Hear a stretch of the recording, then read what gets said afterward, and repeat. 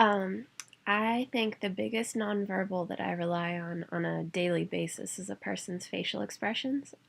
Words are kind of easy to lie about, but it's much easier to read someone correctly by looking at their facial expressions.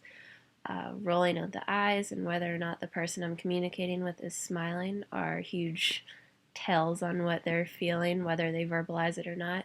And I think body language is another important aspect I rely on. Someone slouched over may be extremely tired, even if they lie and say that they're doing fine. Or someone constantly fidgeting may need to be calmed down or eased away from whatever is making them anxious. I think it's definitely important to pay attention to nonverbals, probably even more than verbal communication, because it's easier to tell what's truly going on in the person's mind. Like I said before, nonverbals are much harder to cover up or kind of fake. So, as counselors, I think it's really important to be aware of. Oh, also, as counselors, it's so important to be aware of our own nonverbals, especially with diverse clients. They may not understand our verbal communication as it comes out, but they can definitely comprehend the facial gestures we give out.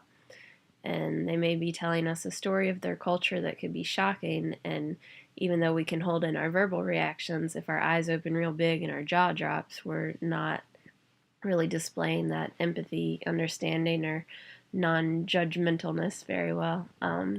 I keep saying the importance of seeming confident in a counseling session with a diverse client, and we may be lucky enough to seem this way with our words, but if we're nervously fidgeting or continually looking off into the distance because we're not sure where to go, I think the client will definitely be able to tell.